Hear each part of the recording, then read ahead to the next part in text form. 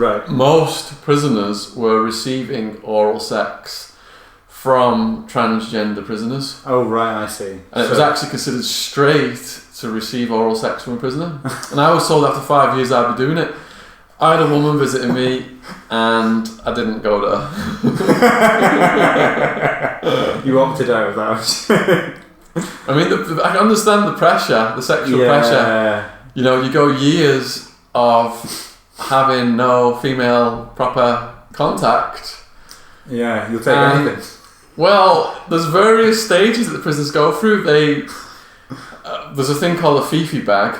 I don't know if you guys have the equivalent in the UK system. I can guess what it is. It's like a washcloth soaked up with lube on it. Yeah. You know, after so many years, you switch from your right hand to your left hand because it's like a whole new experience.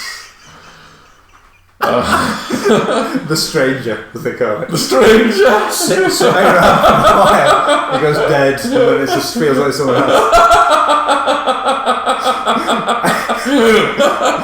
I always was quite impressed when I was inside and the ingenuity levels of prisoners for creating new kind of sex toys and things. It was almost like a field of engineering where they go, no, you need this kind of shampoo and you mix it with this kind of thing, you put it in a rubber glove, surround all that with this and then cut a hole in your mattress or something, It was crazy, but I was slightly impressed at the deviance. Yeah, the ingenuity. There's a lot of intelligent people in prison, and they, Xena had a beaded G-string that Xena had made for herself.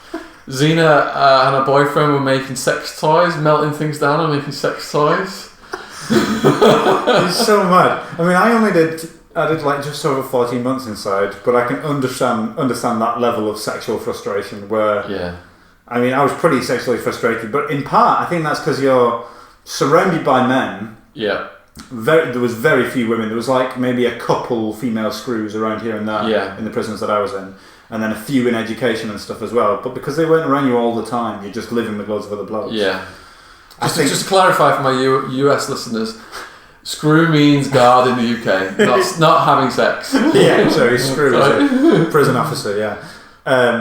Even after my short stint in time, I was like a sexual tyrannosaurus. Just anything that would come near me, I was like, At least that's what I felt like, when I went out. But there's all kinds of stuff going on. It just the receiving of the oral sex was just the beginning of understanding of what was going on to me. Really? There was prostitution. Wow. There was guys who had wives and girlfriends visiting them, but they were secretly gay. To the visitors, and that's called gay for the stay. And when they get released, they go back to the wives and girlfriends. There was guys in open gay relationships. There were punks who were like slaves, who were just prostitutes, who were just traded to other people. Punks. What Punks. does that mean, a punk is someone you own that is your bitch. It's your prison bitch, basically. Oh, I see. Yeah, and they will do all your cleaning, your cell, scrub your toilet, do your laundry. Make your bed and perform sexual services for you, and then you can rent that person out as well to other prisoners. Damn! So you didn't want to be a punk, effectively. That's the one thing you didn't want to be. It's called being turned out. Once you're turned into a punk, everyone is going to have a go at you. Then. Is that like if you it's like when you submit, effectively? Yeah. When you get to that stage of submission. I was ready to fight to the death if Yeah. anything happened. I got threatened a few times, and I was thinking, I'm going to fight, and if worse comes to the worst, I was just going to crap all over myself and then just smear it on their faces and in their eyeballs and everything just to stop it. You've seen the Shawshank Redemption. He gets nailed, doesn't he, several times by the sisters. Yeah, you got to. I was determined not to let that happen. Yeah. I would fight to the death just to protect my anal virginity. See, I was like worried about that when I went inside. And I think after maybe 6 months or something of being in, I was like, I heard rumours of it here and there, but it was all kept very, very under wraps. So anything that I did hear, it was like hard to confirm anything.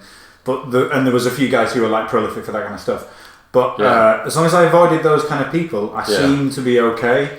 So I thought, maybe it won't be a problem. And luckily for me, it wasn't. Did anyone try and coerce you? Because what I noticed was there was probably more coercion, especially of young people, like people will get people in debt and then say you pay this debt back by doing this. Yeah. People try to do that a lot. Yeah. About, like, well, I'll just lend you, two lots of tobacco or something. Or I'll just have the shirt. It's fine. You can just owe me. Yeah. And I was just like, no, I'm fine. Yeah. I thought when I first went in, I just went in the clothes I was on because I got hit by that car though. Right. All my jeans were ripped and everything, all dirty and all torn and stuff. Yeah. So I just thought, oh fuck it, I can just survive in any, as long as I can just eat and sleep. Yeah. Just a little bit. I'm just going to try and survive on the bare minimum. I just didn't care. Yeah. So I'll just stink the entire time. I don't give a fuck. But then after a while, I'd learned that was kind of a thing that you had to do. Like, you couldn't smell because then the person you were with in a pad would beat the shit out of you. Yeah, hygiene is one of the gang rules. Yeah. But prison rape was so prevalent where I was at, they had what's called a rape class, whereby you had to go and watch videos with the guards about what to do if someone's raped and how to avoid it, not take sweets off predators and all this stuff. And then if someone is raped, you got to report it to the guards, and then we said to the guards, look, if you report anything, you're a snitch. Kill on sight for snitches. Yeah. And right after the rape class I attended, a mentally ill prisoner was then gang raped and no one reported a thing. Yeah. So you could have gone and told them, effectively, that class does nothing. Nothing. It maybe educates people a little bit, but it doesn't help in the real situation. No, all the classes they were doing were just token. Yeah. That's just so they can tick all the boxes to say that they've done that. Yeah, exactly. And there's a contract behind it. Someone's making some money off it somewhere. Yeah, exactly. Yeah. So were you aware of anyone who got raped in your buildings? There was one guy who had he was a friend, and he'd got in a fight of some kind. Yeah. There was, as far as I knew, he didn't tell me any of this. I went and researched it and tried and investigate myself. Yeah. And he was in some debt with some problems, so some guy had been beaten on him a few times to get this money back. Yeah. And then he was a really lively guy, and then for a month period he said almost nothing at all to anyone. Yeah.